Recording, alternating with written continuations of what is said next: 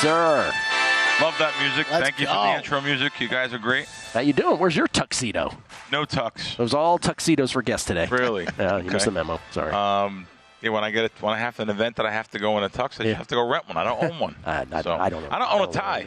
I don't have a tie home. Oh, I own a tie. I don't have a single tie. You don't own a tux either, do you? I don't own a tux. I'm trying to remember the last time. Okay, I could count on one hand how many times I've worn a tux. Totally. And the last time I've worn one was I the same don't way. even remember. I'm the same way. Yeah. What do you? College-ish? Something around then? College-ish. The sight of Kelley at college crocodile of the tux. All right, you had your podcast. By the way, when we last left you, we left some questions hanging. Oh. You had the lawyer on your podcast, Kracks. Yes. His name again? Professor I. Nelson Rose. Of course. Which he's very astute in gambling, and he has represented so many more people than I thought of. I never knew all the he's representing 10 people right now. By the way, advantage gamblers.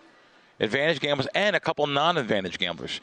When sites freeze their money or steal their money, or have a chance to do that, or casinos, or he's representing. He represented someone that Caesars at Caesars.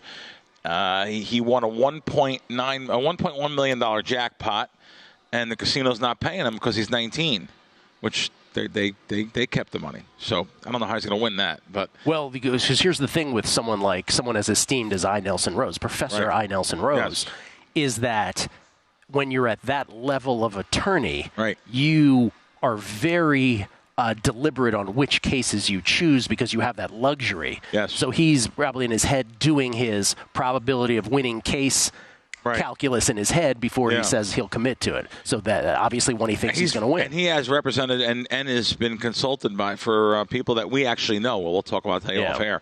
But anyway, the answer to the question we had was, do you have to pay taxes for every small, even $20? And the answer is, if you win $20, the answer is yes. Yes. If you come into the circuit here once a year and bet $20 on the Super Bowl, you're responsible for putting that down on your taxes. That's right. You're responsible for it. That's now, what I said he last also week. said, his words, not mine, you have a better chance of the government coming after you for that than you are to win the main event, the World Series. So he did say that. That was the actual analogy he used. Better chance of the government. Yeah, they're not coming after. No, better chance of winning the World Series than the government. That's what I meant. Right. Yeah, no. Even that's what I was saying last week. Even if you win $20, it is on you to report it. If you win six figures at the sports book, it is on you to report it. That doesn't go to the IRS. That's just an internal document they have you sign. Yes. But it's all on you to do. There's many fine lines in the wordings of different laws, though, and I've learned a lot of things, Let me just tell you, your buddy calls you from back in Baltimore, calls you over state lines and says, hey, Gill, put $100 on the Yankees for me. Find it in Las Vegas. The best odds for me, $100 to win the World Series. Illegal. If you place the bet, It's illegal if you're doing something over $2,000 like per transaction too. You have to listen to the podcast. Put it this way. I went and listened to it again last night. It's going to be up later on today. Sometimes, you ask such an astute lawyer like this that's so enamored in the gaming field. I think I asked him like 10 direct questions. He probably only answered 2. He would go on to a case he had because they don't want to be on. I guess it's a hypothesis that he'd be on a film or a tape that for the rest of his life someone can go back at him and say, "You said this." So I guess I do understand a little bit of it, but he's very, very intelligent. He talked about a lot of things, a lot of gaming things, and listen. Every one of us, you call, hey, what's the odds over there? Like, what's the odds over there? Well. Even in state, if me, you, and Kelley are this was the 2000. If me, you, and Kelley are in the same state, even not violating the 61 Wire Act, and if we go over the amount of $2,000 in cumulative bets, talking about on a text or a phone, technically that's a misdemeanor. Like it's in state even. Talking about it? No. If we're betting. Oh, if we're okay. betting I was going to say. No, sorry, I'm not talking about, hey, bet this at Circa for $1,000, bet this on Circa for $2,000. Oh, okay. Yeah. I mean, I was going to say, I thought you were just, what's the harm in texting about it? No, but you're using a communication device that technically, the 61 Wire Act, actually, I found out yesterday, was actually written about for gangsters, like gangsters or organized crime back then. That's what it was written. The Wire Act was written for. Across the wire, Robert Kennedy actually did it. Of course, like he went after everyone else, double-crossed the mob and everyone else. But anyway. It's very interesting to listen to the podcast. You're probably going to have to listen to it twice because I had to listen to it twice to get some of the answers on different things, though. But kind of interesting how he represents a lot of advantage gambling groups. So I thought that was kind of, pretty interesting how a lot of the companies are freezing people's monies in an account if they think it's not you making the bet. So I find that pretty interesting, and he's upset because companies will keep the deposit and the winnings. He's like, well, they got to give the deposit back. No. Companies can do what they want. Casinos can do what they want. I brought up the subject of the placard in that casino in California, Pala, that said you can't play under someone else's jackpot. You can't play under someone else's card. He said they can do whatever they want, Bill. The casinos can write their own laws. They can do whatever they want. If they say they're not going to pay you for a certain reason, they're not going to pay you. Trust me, I know personally. The casinos will make up a story that you didn't bet your own number, that you've been bet your own money. It happened to me at one of the casinos in town a couple weeks ago. I went partners with someone at a video poker promotion, and just so happens I was playing because I play a little bit faster than him, but we're playing under his card. We had a $1,200 jackpot, which is the number, and the guy came over. They paid us, but he said, listen, Bill, just want to tell you, we frown on you using someone else's card. I said, well, he's sitting right here. We're partners. You could look at the camera. We put the money in together, $500 each. He's right here. He said, yeah, but you can't push the button with his card in it because technically you're playing under his card, and therefore we'll take away all under your name. Even though I give my ID because I was hitting the button, he goes, we'll take away all your club points, all your club. You won't be allowed to play with us. That I don't find as surprising. Like that I kind of And he was sitting with me. Yeah. He was sitting with me. Like if your wife is sitting with you and your wife is playing because she wants to have fun, right? But she wants to hit the button, and they won't. Casinos have a right not to pay her. That's unbelievable. Yeah. So I just think that's it happened to me personally. When it suits them not to pay, right? When it suits them not to pay. Yeah. So it's. Listen, I can see how the laws are written to protect the casinos. Sure. Gaming is here to protect the casinos. If it wasn't for the casinos, they wouldn't have jobs. So it's that even though they're supposedly here to protect the customer too, but. Let's just call it what it is. So, and I've called gaming many times about parlay cards and how sports books are booking one-way action on a parlay card, and they say they could do what they want. They could throw you out for that. In other words, game -7, and you're taking the +7. Oh, we'll take that. -7, no, you can't have that way. That's happened on parlay cards multiple times to me. Gaming wants nothing to do with it. We get tweets at Beating the Book. I haven't read any tweets today. What's wrong with me? We get tweets at Beating the Book. Jimmy Lopez, two great quotes in the first 30 minutes. If you love French courtrooms, and the guy with 4 U's in his name. Thank you, Jimmy. Montreal Max, a real good segment just now, having Brian Ortega going over the Oscars. As I saw a Bet365 Live podcast he was on earlier this week, and he knows Oscars history as good as anyone I've heard, and let's cash that historical Godzilla bet. Oh, we didn't have a historical Godzilla bet on this show, did we? That was one. That was one he asked us to mention. Oh. What category is that? So hold on. Let's keep reading tweets. I'll get to it. Oh, there it is right there. Talk about best visual, Godzilla? Yes. +120. I think that's the one. Yeah, Godzilla -1, whatever that means. I was just telling you the other day. Why do they keep making all these Godzilla and King Kong movies? Is there a thirst for continuous King Kong and Godzilla movies? I don't know. So I actually went and saw Dune 2 the 2 nights ago when I didn't have any NBA bets going. First time I went to the theaters in like 2 years. You kids love the Dune. I actually thought it was pretty dang good. But all the trailers ahead of the movie, they're all just remakes or like sequels. Like there's a new Twister coming out. Remember like Twister? We've officially run out of ideas. We've run out of ideas. I saw Ghostbusters, Twister. I don't even know what else it was. I used to say that in the 80s with sampling and music. I was like, that's it. We've reached the end of the music road. Not that I don't like it, but just like creatively, we've run out of new songs. It's sad. It was sad to watch. This is from, oh boy, is this really true? Yes, it's true. DJ Jams. Did you guys see this yet? Tyson is back. So it's happening on Netflix on July 20th. Jake Paul is taking on Mike Tyson. Speaking of, we don't have any new ideas. Oh, man. All right. Remember Jake Paul, who knocked out Nate Robinson, former NBA player, and then he was on the undercard of the Tyson Roy Jones Jr. debacle in 2020. Now Jake Paul is fighting Mike Tyson. Okay. That's just sad. Sad. And John Balducci. That lawyer guy seems smart. You should hire him for that EGA thing. Too soon? Probably too soon. Bill Krackomberger is here, everybody. Oh, by the way, before you mention that, I just wanted to, because you had done such a good job here, Kelley, at writing this stuff early on the show. We mentioned a lot of stuff, but we didn't mention the Bills, the Buffalo Bills. Tre'Davious White, Jordan Poyer, Deontay Hardy, Nyheim Hines. I think I'm forgetting their center as well in there. Yeah. All gone to make salary cap space. Whew. Is it over? Is that the sound of the window shutting on the Buffalo Bills like it's donezo? No. They're just going to run it back with a new group now, hoping that Josh Allen's, singular talent. As I tweeted yesterday, you just got to score 8 every time you got the ball, Gill. You don't need a defense. You don't need the rest of this offense. Come on. The effects of this Stephon Diggs thing are, he's reach far. Like, he's going to be gone. Yeah, this was not a good tenure there.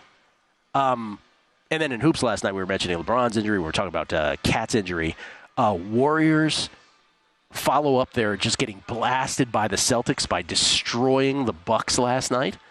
Lights out shooting, 3 of 4 quarters. Yeah, 3 of 4 quarters because they went completely dead in the third quarter. Yeah. It's weird. I thought we were about to have a great game in store for us, and then fourth quarter was like, nope, Warriors run away. Don't look now. You know that phrase.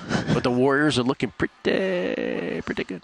And then SGA, 37 last night. The Thunder's win. He's winning it, man. You know I'm noting that every time now he hits over 30 because you're in on it now, too. For MVP, plus the fact that he's just got this amazing, what is it now? It's, for SGA, I want to get this right, up to date. Well, it was a bunch in a row, and that stopped, though, because of 2 games 47 of 62. Wild. Where he scored 30-plus points. Amazing. Bill Krackomberger is here. You have something on your mind you wanted to discuss? Someone alerted us to this last week on the show, and I've been sent it a lot of times since then. This CDC Gaming Reports article that came out last week. Security expert says slot advantage play costing casino industry tens of millions nationwide. So the article is pretty much, there's a lot of things that are very true in here and spot on, but there's a lot of things that are ridiculous because the people that write these gaming articles, for the most part, they take other people's words or ask them for advice. They don't gamble themselves. They've never been stuck a paycheck. They don't know what it is to lose and be stuck and in gaming and the pulse of the business and the industry. So this person who wrote the article interviews some people in the article, which I guess he just took their advice, and It's about slot advantage play. I'm going to read a little bit to you. Slot advantage play has been a big deal over the last few years. A lot of the older card counters have transitioned into it. They are opening multiple accounts and getting enrolled in the direct mail program of the casino so they can get all the free play from their buddies. So then they come in, with like 10 buddies and they get 10 cards and they put exactly, they know exactly the level of how much play to put through to generate an offer, whether it be like $200 a week or $1,000 a week. It would have to be something big, I would think. But when I read this thing and it says it's a massive thing that's going on, they're getting money out of a casino that would otherwise go to the regular player akin to signing up. Now it says recently, a particular case out of Florida, a group was moving $2 billion throughout the United States. Come on. This is like one of those cases where, you see a bookmaker get arrested and they say, oh, he was booking $2 billion a year in bets. Maybe that's the volume, but the hold on, it's, 4%, 2%. Like $2 billion, maybe that means $2 billion coin in video poker machines throughout a year for a whole group. But the way they make it work, these big $2 billion. But what they're saying is exactly what I said. I know a guy that was arrested in Pennsylvania, And by the way, you guys probably both know him too. I'm not going to say his name because he's actually a good guy. He just made a mistake. He was arrested with 24 player cards from that casino, getting free play and playing on their cards. He has everyone's PIN numbers, and he was taking their free play off the cards, running it through once, and then, pulling the card out and putting a new one in. So the casino actually arrested him, tried to make an example of him. I know he had to actually give back a lot of money, and he got fined and to stay out of jail. They wanted to put him in jail for it to make him an example out of him. But yeah, so they look to recruit people, seek out family, friends, and stuff like that. And now they're talking about, how this is hurting the industry. Advantage plays every single time, But now, if you read the article, though, and they say, free play is casino marketing expense and one of the biggest the property has. One study was shown that $30 billion a year is wasted on free play for the casino patron. Wasted? You give casino play to everybody. 99.99% of them come in because of the casino play and lose a ton of money at your property. How can you even talk about this in the article and say that? Because that's how you get people to come in and play. It's such a small fraction. Meanwhile, casinos have made more money than they ever have made. Nevada alone, $11 billion profit. Las Vegas, $11 billion profit last year, crushing the old record. Casinos at all-time high. Indian casino, tribal casinos, making ridiculous amounts of money they never dreamed of making. So, meanwhile, all this, and somehow you guys still survive, because I don't know how you do it. How you do it. But, I mean... I just want to ask a broader question than the one you're asking, because really what you were getting at first is you have... So someone's writing a piece about something in our industry. It happens to be our industry, so we're particularly sensitive to the details of it. Very good. But when you read something like that, does your brain then go to, well, how many other industries are we reading stuff about where also someone who is supposedly expert on the subject is also giving some vague and fuzzy details that aren't exactly kosher? And listen, I'm not ripping apart this guy's article. Actually, a lot of it's true. But you're right. How many does it cross over into other things? Makes you wonder, right? It makes you wonder. It really does. I am going to have someone come on my podcast too. Just thought about this. It's amazing, casinos, how they give out credit lines and how they lure people in with giant credit lines. And there's a lot of laws, KYC, know your customer. You have to, if you're a casino host, you're supposed to actually know if your customer's coming in and blowing, $10 grand, 20 grand, what he does, where he gets his money from. This is the federal laws that are given, the guidelines that are given down to casinos. And it's a tougher job. Do you think the casino wants to know where the money comes from? No. They just want you to come in and blow your money.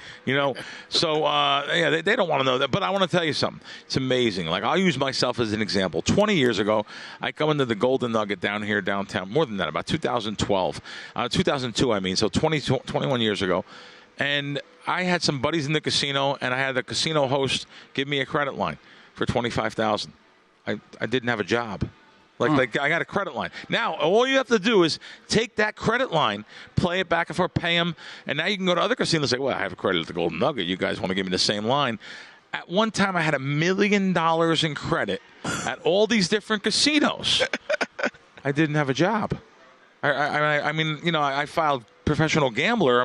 But you don't know, that's But isn't that also free rolly in the sense that while casinos are then subject to the compliance laws, they can selectively use it as a reason to also then kick you out if things go against them? I guess so. I didn't think of it like that. Trust me, I've seen it. Yeah. I didn't think of it yeah. And they also have some laws in their favor that they have that you're signing a check, and it's signing a check when you're getting a marker is a felony in Nevada. If they can go after you for that money. So they have a lot of the laws written in their favor, unlike other jurisdictions which don't. What year was that when you had the $1 million? 2003, 4. Okay. Yeah. Oh. Yeah. Like every casino has now I can have that much credit because it's different. But back then. I was mentioning yesterday, and people are all over this, with the possibility. It's not a done deal. It's a possibility. Members of the Wu-Tang Clan could come on this show during March Madness because they're doing a couple shows at Virgin, and apparently they want to come on. So we'll see if it works out or not. But I have a trivia question for you, and this is a true story, Kelley. They did a couple shows here a few weeks back when it was the Super Bowl. So what's that now? It was about a month ago. They were in town. They did a couple shows. Yeah. I will give you 5,000 guesses. Now, remember, it was Super Bowl weekend as to who went to the Wu-Tang concert. I can't tell if you're asking me this seriously or not. It's a serious question. I just want to let you know if you can't imagine the wide net that they cast in terms of their fanhood, this person who we all know attended the Wu-Tang show at Virgin. Not the person you texted me last night? Not the person I texted. Okay. I thought you were forgetting you texted me. No, not that person. Oh, boy. Okay, now I'm rattled. I have no idea. The Fly family. The Fly's back. Yeah. I'm like Pigpen in Peanuts. Okay. So someone we know. Yeah. So not we know, that everybody knows. Oh, that everybody knows. We don't know in person. A lot of people were in town for your 5,000 guesses have expired. Jim Nance went to the Wu-Tang show. Wow. There you go. Everybody. I've heard multiple people talk about coming in town. Wait a minute. Let me repeat that because I think you missed it the first time. Yeah, I got Jim Nance. Yes, I got it. Went to the Wu-Tang show. Hello, friends. The Wu-Tang is rap music? Yes, it is, sir. Yep. They can keep it. Yeah, rap group. It is indeed. Okay. Although I will say this, it get him? It got it. I think. No, it didn't. I didn't. Miyagi. I missed him. Nice job. All right. I wanted to further expand. We want to get to the story because you have a story about a lady here in this industry. But clarify what you wanted to do or wrap up what you wanted to say about I wanted to. So I was saying before the break, and then we talked about it during the break, Kelley and I said, the reason why, you want to get credit lines. The reason why I got all these credit lines, and I had $1 million in credit lines, 50 at each casino, or I had 100 in one in California. I never played. I'm not that big of a player that I make it look out to be with these credit lines. I never played to the line, but the idea is to get that type of line. So they think you can go off and go on tilt and lose your line. They'll give you better deals up front. That's the idea of getting credit lines.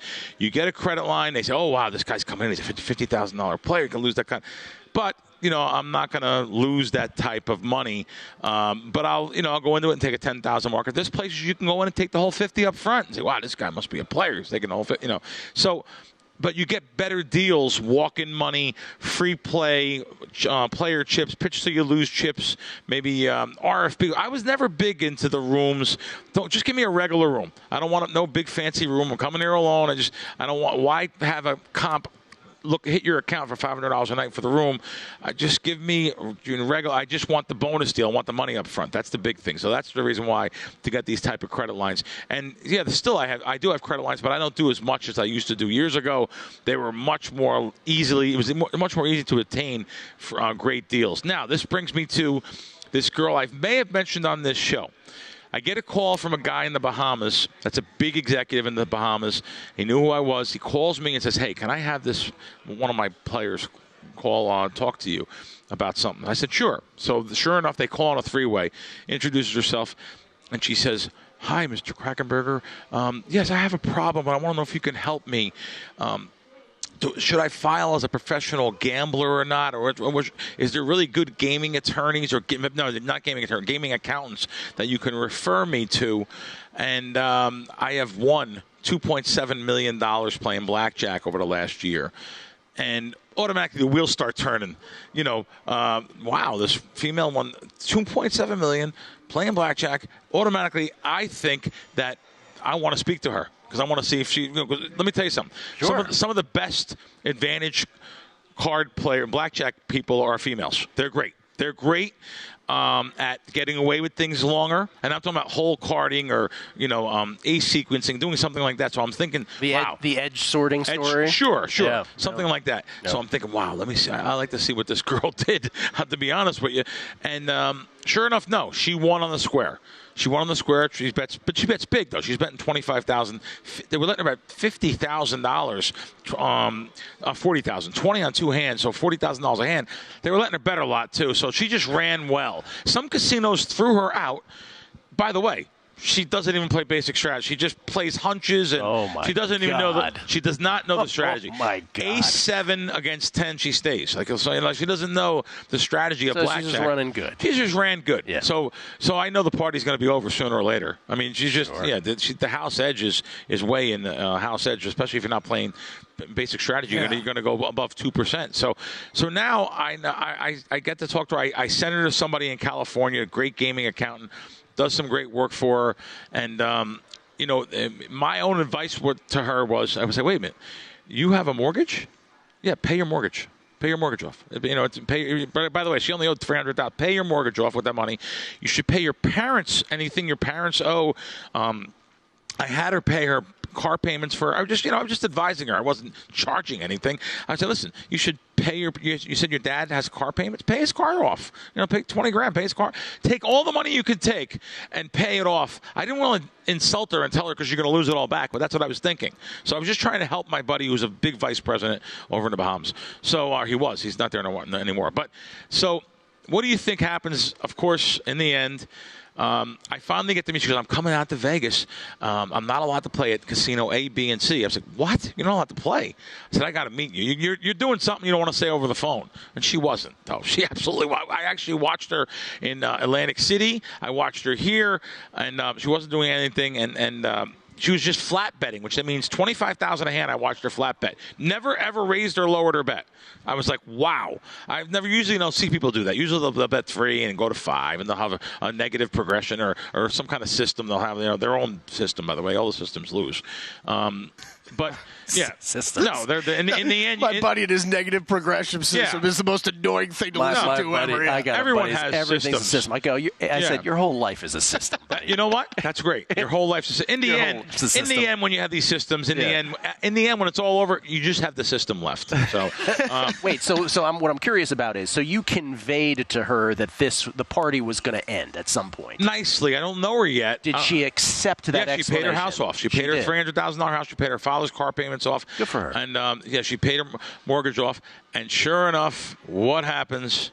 Bombs over Tokyo. She gets absolutely destroyed. Yeah.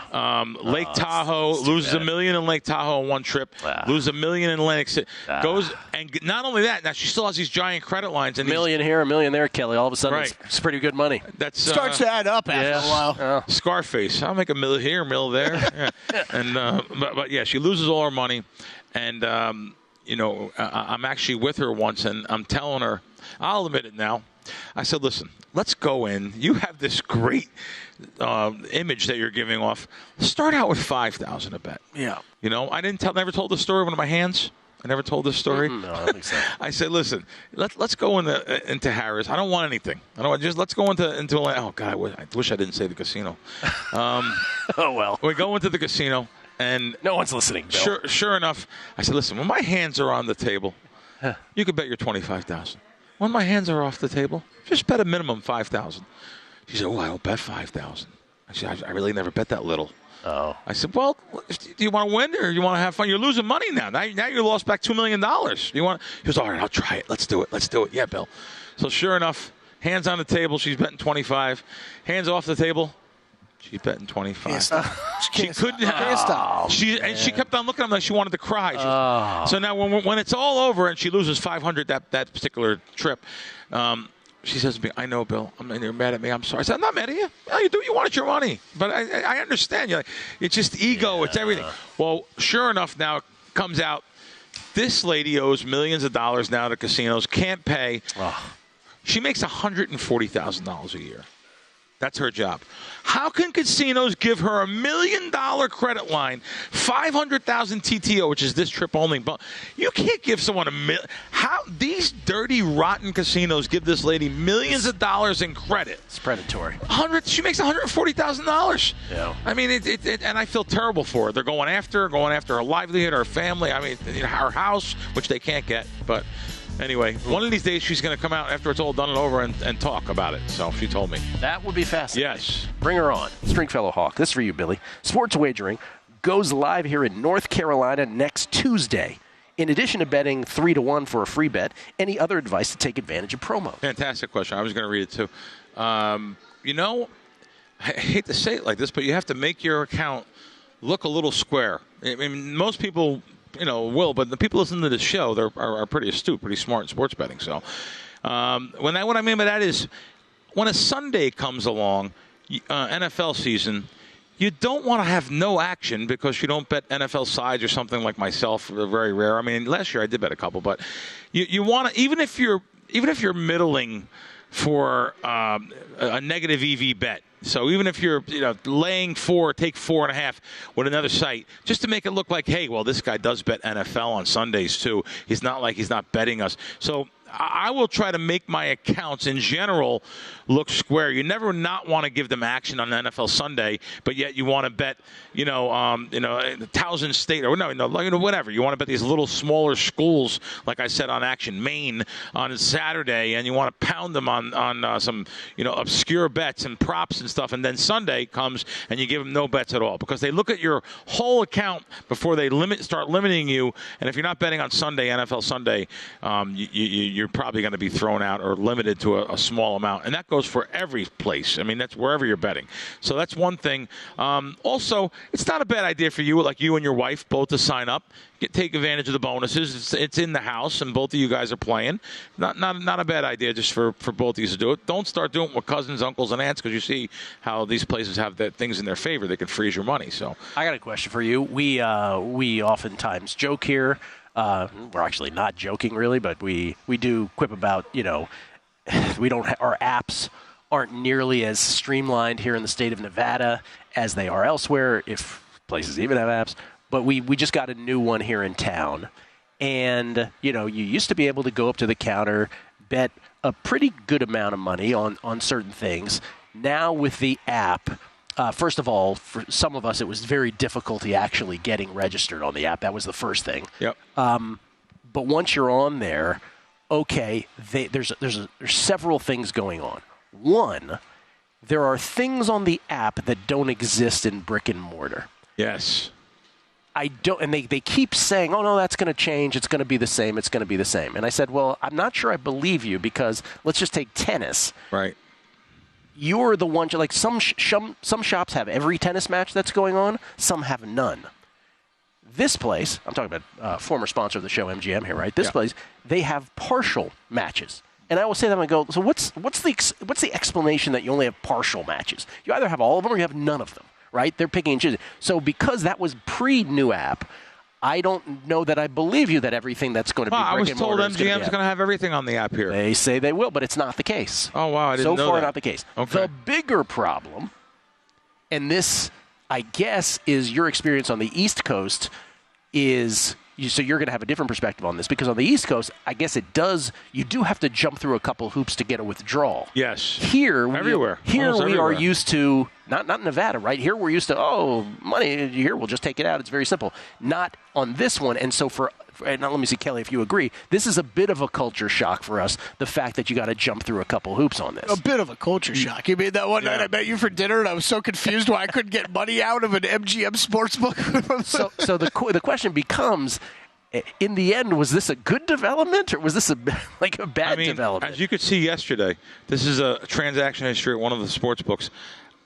I actually went to get a cash out type, and it was declined. You have to put the money in, and they declined a pretty large cash out for me. And they said, well, you have to come in. You have to come in, and they declined a cash out. I asked for a bank wire.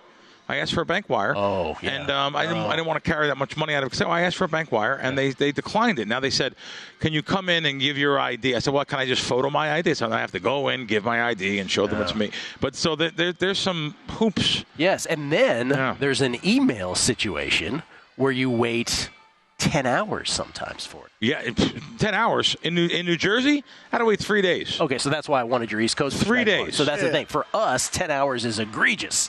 I waited 3 days once and 2 days. The average time is let me tell you something. DraftKings, they do it an hour. Usually an hour. At resorts, you put the thing in, you can go right down to resorts and get your money. It's gotten much better.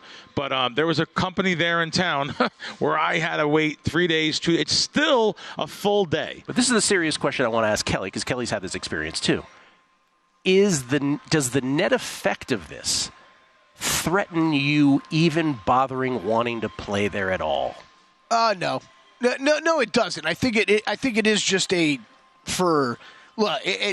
different bet sizes all around this table, right? But for me, it was the MGM thing. That thing was a surprise to me.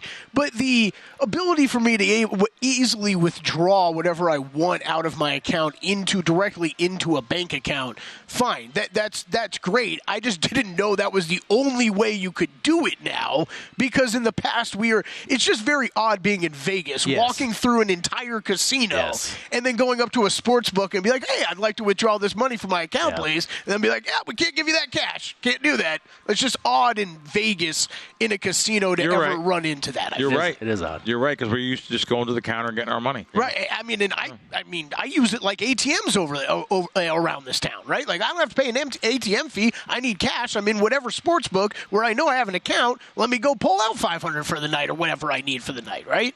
So, it's just, if the options and the app experience have gotten so much better for someone like me. I am absolutely willing to take that with what's coming. Very good. That's right. What the new rules are. That's a great point. If we're being fair, that the actual ease of use of the app, with the exception of the Face ID, which is kind of janky. Sometimes it works, sometimes it doesn't. But yes, the menu options are vast. It's not exactly 100% intuitive, but it's more.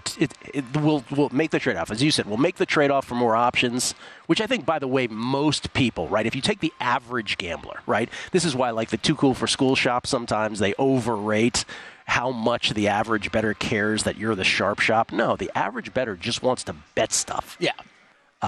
They want to throw $20 on a million different props. And so if they have those options, they're super thrilled about it. So, yes, the fact that we have now that option, I suppose, as time has moved on. The time is moving on very slowly. It's just us learning. Still. Bill was the first one after we were talking about that one story that night when we were out. Bill was like, everybody on the East Coast has to do that. No idea. Nobody's walking in there and taking their money out. You can't walk in and get money out. Yeah. But now we have national apps now, so that's the reason why. And like you said, the choices are better. We're getting a lot more options. So it actually is better for us, and we'll wait a day. But if you're using it like that, like an ATM card, you want access to your cash instantly. I get it. Did you ever do those old jumbles in newspapers back in the day? Yeah. I mean, so one time I got this 3-letter one, and it was HYW. And I looked at it for about 5 minutes, and I go, not a word. They made a mistake this morning. Wow. But being in our business of betting sports and trying to get down lines and stuff, we all become a little bit dyslexic too. I know I am with certain things. Well, I mean, I've read that how many thousand times? Oh wow! Yeah, and my brain just went on the. Okay, we get tweets at Beating the Book. This is from. Let's see here.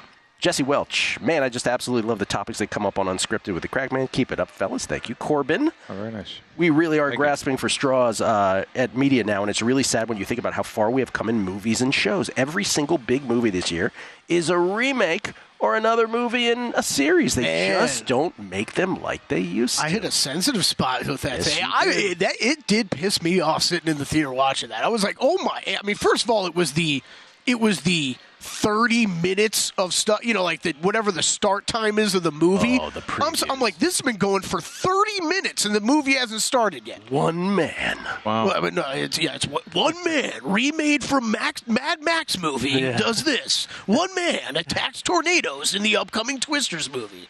One man joins Bill Murray and the other Ghostbusters to do ghost busting all over again. You know what else? I don't think they tailor the previews properly to the movie you've actually bought a ticket for. Right. So they just throw whatever preview out. So it's like you're at a Barbie movie. I always thought about this. Right? Like watching, I don't know, like... Bad example. If you're at an action movie, it should be all action movie preview. No, I was going the other way. If you're there paying to see Barbie, you don't want to see a horror movie preview, right? Necessarily. Yeah, what if you got like your, 12-year-old kid? That's what I mean. By the way, you were right about that yesterday, too, with the airplanes. Somebody chimed in on that. Yeah. How weird was that? I just randomly thought about that on the show. And that guy said he was watching White Castle, and inappropriate scene popped up. Moneyline Marv, as someone who has used every book offered in New Jersey, some are better than others.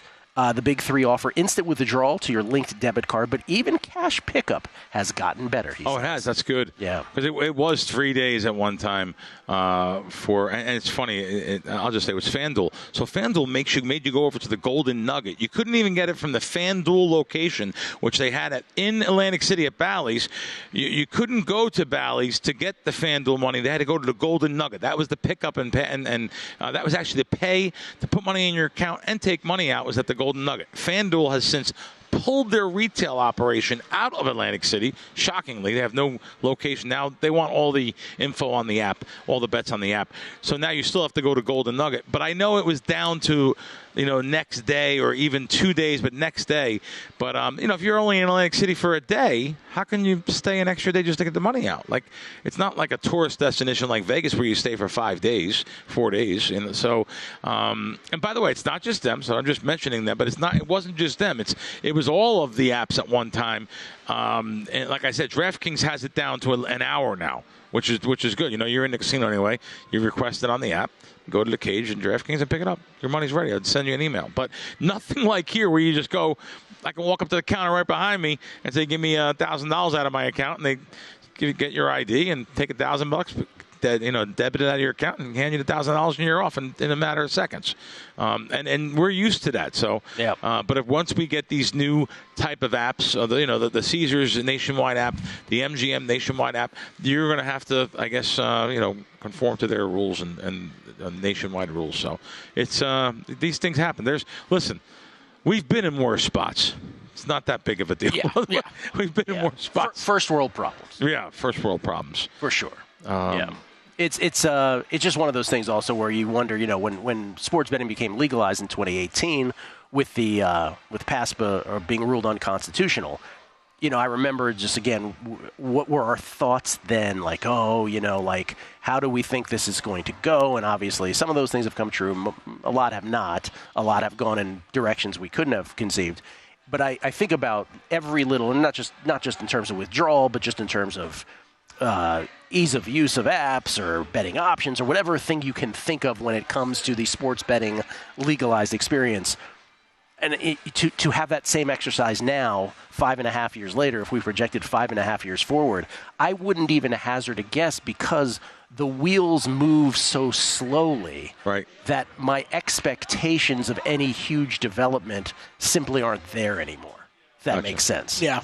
Gotcha. Yeah, I'm that way too, I think. And it's just like it is, and every state is its own ecosystem.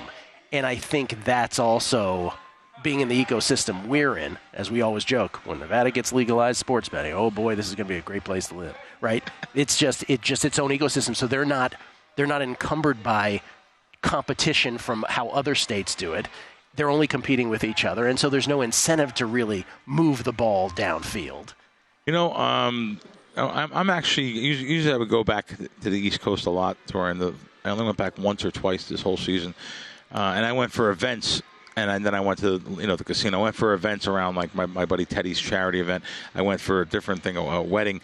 So, but I'm going back next week. But I'll be here. Are we having a show here next week? Yes, Thursday? sir. Mm-hmm. Okay. Friday, the next day, I'm going back because Tony Orlando's having his final shows in Atlantic City and in Mohegan Sun. Is this really his final shows, or is this like a Phil Collins thing where he keeps coming Phil back? Collins. How about Motley Crue or Kiss? Yeah. Or the Stones. Yeah. Yeah. But anyway, so he's having his final shows, and I'm going to join him over there. But I wanted to say that's going to be Selection Sunday, the next day. That's correct. And I'm actually happy I'm there because it looks like to me, let's be blunt, it looks like the FanDuels and the DraftKings of the world, they have the lines up first on events like Super Bowl, March Madness.